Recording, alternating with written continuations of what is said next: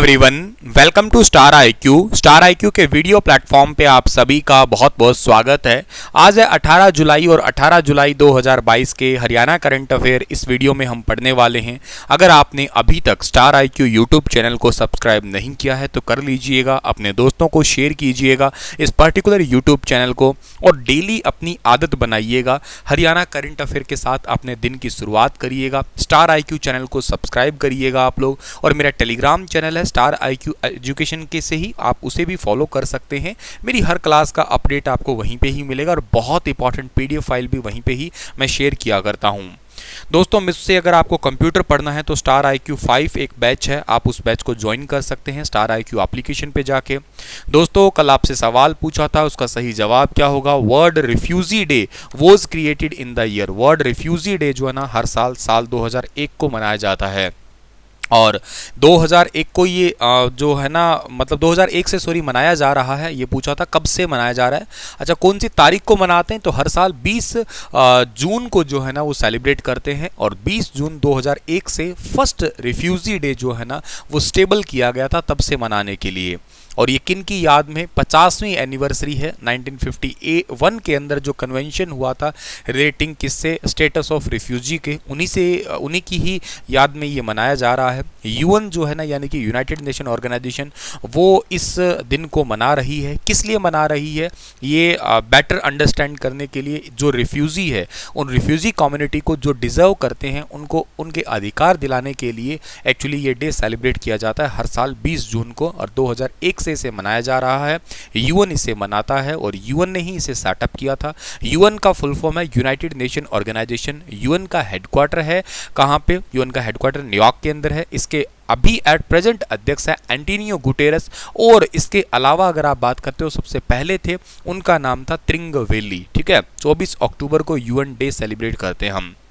आज का पहला हमारा जो क्वेश्चन है वो क्या रहेगा कि हाल ही में हरियाणा का कौन सा संस्थान देश के टॉप 15 कॉलेज में शामिल हुआ है? तो देश के टॉप 15 कॉलेज में शामिल हुआ है PGIDS, यानी कि ऑप्शन नंबर बी जो है इस सवाल का बिल्कुल ठीक रहेगा। पंडित भगवत दयाल शर्मा जो है ना वो स्वास्थ्य विज्ञान विश्वविद्यालय के डेंटल कॉलेज ने एक बार फिर से पूरे देश में परचम लहरा के विश्वविद्यालय का नाम रोशन तो किया ही है। Post graduate institute of dental science को नेशनल इंस्टीट्यूशनल रैंकिंग फ्रेमवर्क के द्वारा जो है ना देश के टॉप 15 के अंदर जगह मिली है, ये याद रखना। इस PGIDS जो है ना इसके जो प्रिंसिपल है उनका नाम है डॉक्टर संजय तिवारी।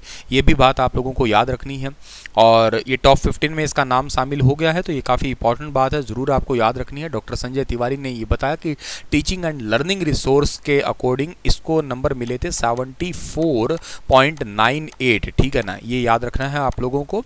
और इसके अलावा जो है ना इसको प्रोफेशनल प्रैक्टिस के लिए इसको मार्क्स मिले थे 33.51। ठीक है ना, ये इतने इसको मार्क्स मिले थे। ये टॉप 15 के अंदर जो है ना इसका नंबर आया है अभी रिसेंटली, तो बहुत ज़रूरी है। आने वाले टाइम में सोच रहे हैं कि इसको टॉप 5 में भी लेके आएंगे जल्द ही। ठीक है, और बात करूं मैं post graduate institute of dental science जो है ना PGIDS जो है ना इसकी स्थापना 1960 को हुई थी और इसके VC का नाम ओवरऑल जो है ना वो तो डॉक्टर अनीता है ही, आप लोग जानते ही हैं। ठीक है ना, ब्रश करो 2 बार सुंदर मुस्कान रहेगी, क्या गजब की टैगलाइन है ना। हर घर तिरंगा लहराने वाला देश हरियाणा देश का कौन सा राज्य बनेगा? हालांकि विपक्ष को दिक्कत हुई है इसी से भी, ठीक है ना, वो इसका विरोध कर रहे हैं, कंट्रोवर्सी में आ गया है ये बात, लेकिन ऐसा करने वाला हरियाणा राज्य भारत का पहला राज्य होने वाला है। शुरुआत हरियाणा ने ही 13 से लेके 15 अगस्त तक जो है ना ये कार्यक्रम चलने वाला है। हर घर तिरंगा मुहिम को जो है ना जन अभियान बनाया जाएगा। ऐसा मुख्यमंत्री जी ने कहा है कि इस बार पूरे 75 साल हो गए तो इस करके हर घर तिरंगा मुहिम है 13, 14 और 15 अगस्त को होने वाला है। ठीक है ना, हरियाणा 3 रंगों में रंगा नजर आएगा इस दिन। ठीक है, तो ये इस बार हरियाणा गवर्नमेंट ने कोशिश की है राष्ट्र पहले हमेशा पहले मंत्र के साथ आगे बढ़े। मुख्यमंत्री जी ने ये भी कहा है, एक मंत्र आगे बढ़ाया है या एक लाइन सी दी है कि राष्ट्र पहले हमेशा पहले मंत्र के साथ में आगे बढ़े, मतलब पहले राष्ट्र आगे बढ़ेगा तो हम तो अपने आप ही ऑटोमेटिक आगे जाएंगे। इसलिए हर किसी को तिरंगे की वैल्यू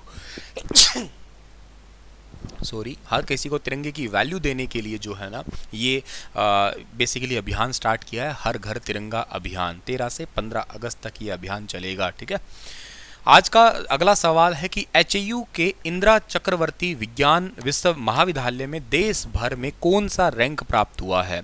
ये भी बहुत इंपॉर्टेंट क्वेश्चन है। HAU इंदिरा जो आपका चक्रवर्ती गृह विज्ञान महाविद्यालय है, इसको देश भर में 42वां स्थान मिला है। ऑप्शन नंबर बी इस सवाल का बिल्कुल ठीक है। चौधरी चरण सिंह हरियाणा कृषि विश्वविद्यालय के नाम एक और उपलब्धि जुड़ गई है। वर्ष 2022 के लिए जारी एक रैंकिंग जारी की गई थी जिसमें 42वां, जबकि हरियाणा में जो है ना पहला रैंक मिला है इसको। ओवरऑल हरियाणा में तो खैर पहला है, लेकिन जो रैंकिंग है आपकी पूरे देश भर में उसको 42वां स्थान मिला है। तो इस यूनिवर्सिटी के वीसी का नाम तो सबको पता है, BR कंबोज है। बहुत अच्छे से आप लोगों को याद हो ही गया है क्योंकि आप डेली पढ़ते ही हैं, ठीक है ना। इसकी स्थापना कब हुई थी? 2 फरवरी 1970 को हुई थी। 2023 से 2030 तक हर साल हरियाणा में कितने मेगावाट के सोलर प्लांट लगाए जाएंगे? तो 2023 से 2030 तक हर साल हरियाणा में 3500 मेगावाट के प्लांट जो है ना लगाए जाएंगे। इसके लिए जो है ना हर साल 3500 मेगावाट सोलर ऊर्जा प्लांट लगाने का एक निर्णय हुआ है। बिजली की कमी को दूर करने के लिए हरेडा ने जो है ना इसकी योजना तैयार की है। इनमें से ground mounted grid connected solar power plant होंगे, रूफ टॉप ग्रिड कनेक्टेड होंगे, off grid solar power plant होंगे, solar pump off grid and on grid दोनों ही होंगे, सोलर पावर प्लांट और ऑन कैनाल सिस्टम है ये भी होंगे, कैप्टिव सोलर पावर प्लांट होंगे। ये सारी चीज़ें हैं। तो तकरीबन 3500 मेगावाट का सौर ऊर्जा के प्लांट है, एक साल में लगेंगे फिर वो, ठीक है। अगला सवाल है कि हरेडा ने कितने मेगावाट बिजली किसानों के खेतों में तैयार करने की योजना बनाई है? तो किसानों के खेतों में तकरीबन 2000 मेगावाट बिजली तैयार करने की योजना तैयार की है, जिसका काम इसी साल से ही स्टार्ट हो जाएगा। इसके तहत 1000 किसानों के यहाँ 2-2 मेगावाट के बिजली प्लांट लगाए जा सकेंगे, जिससे किसान बिजली जो है ना दूसरे किसान प्रयोग भी कर सके और बेसिकली बिजली कंपनियों पर इतना लोड ना पड़े। किसान अगर चाहें तो बिजली बेच भी सकता है। तो इसमें बिजली कंपनियाँ शामिल होगी और किसान स्टेक होल्डर जो है ना वो हो जाएंगे इसमें। अच्छा, मैंने 2 जगह हरेडा का नाम लिया, इसका फुल फॉर्म आपको पता होना चाहिए, Haryana renewable energy development agency. अगर मैं जिक्र करता हूँ इसकी स्थापना कब हुई तो इसका आंसर आपका आना चाहिए मई 1997 के अंदर स्थापना हुई थी, ये भी याद रखना। हरियाणा का कौन सा जिला लिंगानुपात में पहले स्थान पे है? हरियाणा का लिंगानुपात में पहले स्थान पे फिलहाल तो फतेहबाद है, याद रखना। ऑप्शन नंबर डी ठीक है। बेटियां बचाने में हरियाणा का फतेहबाद जिला कुरुक्षेत्र को जो पीछे छोड़ के टॉप कर गया है। 983 लिंगानुपात यहाँ पे हो गया है। स्वास्थ्य विभाग की मई 2022 की रिपोर्ट के अनुसार ये आंकड़ा है। करनाल की बात करें तो 894 है, जो कि 17वें स्थान पे है। और लिंगानुपात का में हरियाणा का जो झज्जर जिला है ना वो सबसे पीछे है। तो अगर आप देखते हो ओवरऑल देखते हो तो फतेहबाद का सेक्स रेशियो में नंबर 1 है, 983 है। बाकी 2 नंबर पे फिर जींद आता है, 3 नंबर पे फिर सिरसा आता है। ऐसे करके जो है ना ये सारी डिस्ट्रिक्ट की लिस्ट आपके आगे है। पंचकुला से बेटी बचाओ पानीपत से बेटी बचाओ बेटी पढ़ाओ अभियान की शुरुआत हुई थी, जिसमें लगभग 920 सेक्स रेशियो है फिलहाल के लिए, ठीक है ना। और इसके अलावा दादरी में एक बार के लिए बढ़ गया था ये, यहाँ फिलहाल के 907 है। और डिस्ट्रिक्ट में अगर देखा जाए सबसे नीचे तो झज्जर है, 881 है यहाँ पे। वाह, कितने सुंदर से प्यारे से कदम। हाँ, फतेहबाद का जिक्र किया मैंने। फतेहबाद में चिल्ली झील है, फतेहबाद में चिल्ली झील है। यहाँ पे ही स्वर्ण जयंती हेरिटेज पार्क का निर्माण किया गया है। अमरूद अनुसंधान केंद्र है वो फतेहबाद केंद्र ही है। प्रियंका जो कि पहली महिला पायलट फतेहबाद से संबंधित। रवि नास्तिक जो कि नौकास्ट है, नो रीजनल नो गॉड का सर्टिफिकेट इन्हीं को ही मिला है। रेखा रानी सबसे कम उम्र की सरपंच फतेहबाद डिस्ट्रिक्ट में। रामलाल हरियाणा का सबसे पहला व्यक्ति जिसने माउंट एवरेस्ट पर चढ़ाई की, ये भी इंपॉर्टेंट। और मनकिरत औलख सिंगर है, जानते ही होंगे, इनका एक दाढ़ी का कट बड़ा फेमस हुआ था, ठीक है ना, ऐसे गोल गोल करके, ठीक है। हाल ही में हरियाणा के किस जिले में महान स्वतंत्रता सेनानी अरुणा आसिफ अली की 112वीं जयंती मनाई गई? Very very important question. इस सवाल का सही आंसर रहेगा झज्जर, सी ऑप्शन सही रहेगा। आज़ादी का अमृत महोत्सव जो अगर सीरीज चल रही है उसी के तहत हरियाणा राजकीय महाविद्यालय बिरोडोह जो है ना वहाँ के ही जो आपका ग्रेजुएशन कॉलेज है वहीं पे हरियाणा इतिहास कांग्रेस के संयुक्त तत्वाधान में जो प्रिंसिपल है डॉक्टर अनीता फोगाट है, उन्होंने जो है ना महान स्वतंत्रता सेनानी अरुणा आसिफ अली की 112वीं जयंती मनाई। स्वतंत्रता आंदोलन की ग्रैंड ओल्ड लेडी के रूप में जो है ना इनको पुकारा जाता है, याद रखना। और कालका के अंदर इनका जन्म हुआ था, 16 जुलाई 1909 को हुआ था अरुणा आसिफ अली का जन्म। अपने जीवन में बहुत संघर्ष किया, स्वतंत्रता आंदोलन में बहुत बढ़ चढ़ के भाग लिया। 1930 में दांडी मार्च और जयप्रकाश नारायण, डॉक्टर राम मनोहर लोहिया अच्युत पटवर्धन जैसे प्रख्यात समाजवादियों के विचारधाराओं से प्रभावित हुई थी अरुणा।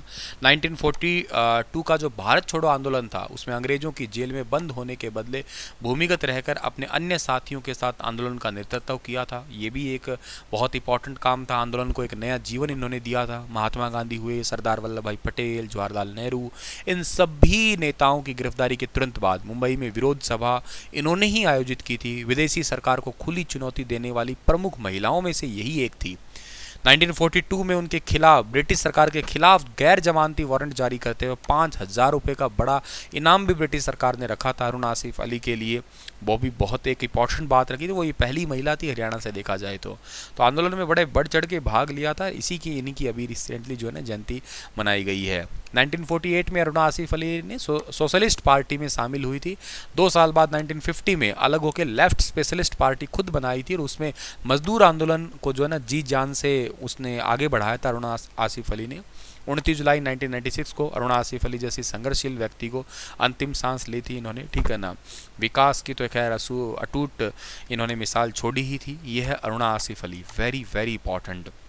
अच्छा, झज्जर की बात करते हैं तो झज्जर बाबा गरीबदास का मेला लगता है, दुल्हेड़ी का मेला लगता है, श्याम जी का मेला है, रक्षाबंधन का मेला लगता है, भिंडावास पक्षी विहार जिसको अभी रिसेंटली जो है ना आप लोगों को याद होगा रामसर साइट का टैग मिला था और 3 जून 2009 को भारत सरकार ने इसको पक्षी अभ्यारण्य के रूप में स्थापित किया था, याद रखना। खप्परवास वन्यजीव अभ्यारण्य है वो भी यहीं पर ही है, याद रखना।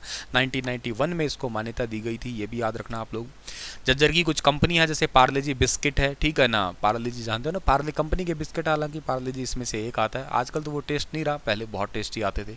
झज्जर के बहादुरगढ़ में सूर्या सीमेंट कंपनी है। झज्जर में पैनासोनिक कंपनी का भी जो है ना एक ऑफिस बना हुआ है। रिलैक्सो चप्पल भी यहीं की है, बहुत ज़्यादा पहने जाने वाली घरों में चप्पल, आजकल तो खैर बाथरूम चप्पल के रूप में इसको खूब पसंद करते हैं। और झज्जर के स्टेडियम की बात करते हैं तो जहां आरा बाग स्टेडियम है, वीरेंद्र सहवाग क्रिकेट स्टेडियम है। परियोजनाओं में इंदिरा गांधी तापीय विद्युत परियोजना है, महात्मा गांधी तापीय विद्युत परियोजना है, पेपर में बहुत बार आई है ये। झज्जर की यूनिवर्सिटी में जगन्नाथ यूनिवर्सिटी का नाम आता है।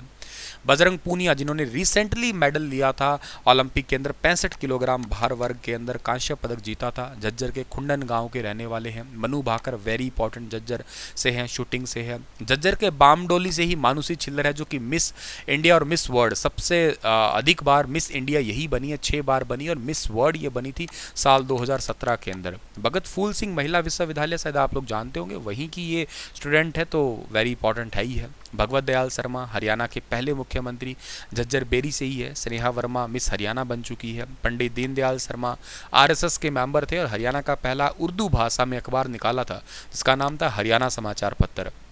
पंडित बस्ती राम आर्य समाज से थे, वो भी झज्जर से।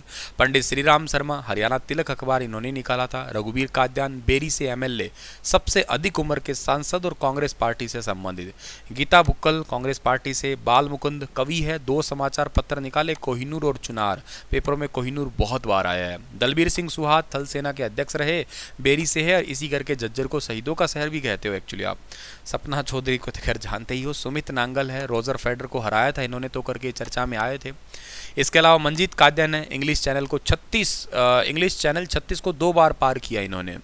इसके अलावा साक्षी गर्ग है, 3 mm की बोट बनाकर नेशनल रिकॉर्ड बनाया था इन्होंने। जगत सिंह जाखड़ फिल्म अभिनेता, बहुत ही ज़्यादा इंपॉर्टेंट चंद्रावल से।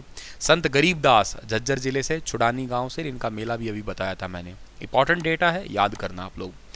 साथ ही लेक्चर समाप्त कर रहा हूं इसी के आपसे सवाल पूछ रहा हूं कि भूतपूर्व प्रधानमंत्री इंद्र कुमार गुजराल के द्वारा प्रतिपादित किए गए गुजराल सिद्धांत में से कौन सा आर्थिक बिंदु का समावेश था? बताइए विस्तार से। 4 ऑप्शन आपको दिए गए हैं यहाँ पे। वीडियो को पॉज करिएगा, ढंग से समझिएगा, फिर आंसर करिएगा।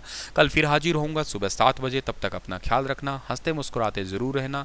Thank you so much. Video कैसा लगा फीडबैक दीजिएगा आप लोग। धन्यवाद।